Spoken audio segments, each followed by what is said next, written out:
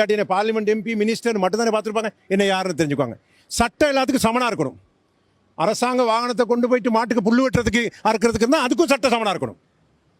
நான் கொடுத்த 1350 ரூபா தான் இன்னைக்கு கொடுக்கப்படுது. வடிவேல் சுரேஷ் சைன் பண்ண 1350 ரூபா தான் வேஜஸ் போர்ட் சம்பள நிர்ணய சபையில்.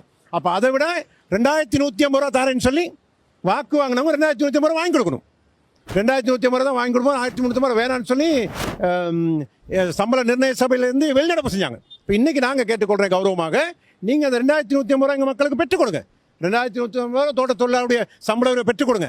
வடிவேல் சுரேஷ் பொதுமக்களுடைய சொத்தை சூறையாடி இருந்தால், அரசாங்க சொத்தை சூறையாடி இருந்தால், தவறாக சம்பாதித்திருந்தால், பார் வைத்திருந்தால், பெட்ரோல் நிலையம் வைத்திருந்தால், அரசாங்க காணிகளை சுயத்திருந்தால், அப்பாவி மக்களுடைய காணிகளை சுயத்திருந்தால், அது இங்கே உறுதி செய்யப்பட்டால் உடனடியாக வடிவேல் சுரேஷ் கூட்டு போயிட்டு எப்படி பத்திர ஜங்ஷனில் சிவன் லட்சுமணனையும் அங்கே கோவிந்தனையும் 4 சுட்டு கொண்டீங்கன்னா அதே மாதிரி எங்களையும் சுட்டு கொண்டிருக்கேன்.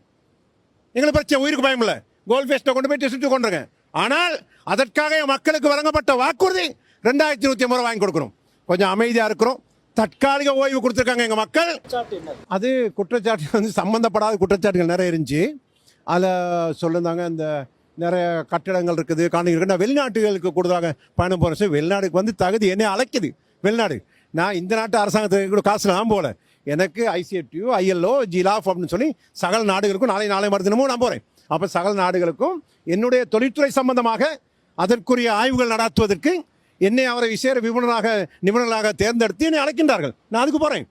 ஜெனீவாவுக்கும் போவேன். அப்போ இந்த நாட்டு அமைச்சர்மாரும் வந்திருந்தாங்க, நானும் போயிருந்தேன்.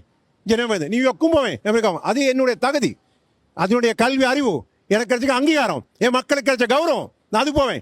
அதை கண்டு ஆடு ஓனாய் அதை மறிக்க போட்டு கொண்டிருக்கிறாங்க. அது சரி வராது. அதில் தேவை.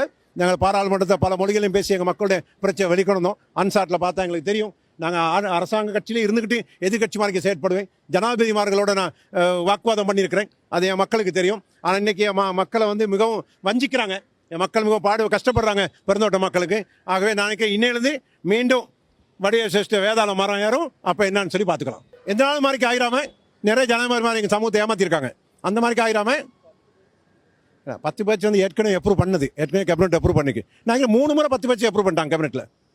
மஹிந்த ராஜபக்சே அப்ரூவ் பண்ணாரு, ரணில் விக்ரமசிங்கே அப்ரூவ் பண்ணாரு, என்டி கேபினெட் பேப்பர் இருக்குது. பட் எனிவே நடைமுறை சாத்தியப்பட்டால் யார் செய்கிறதோ அவங்கள நாங்கள் நன்றி செலுத்தணும், நாங்கள் பாராட்டணும்.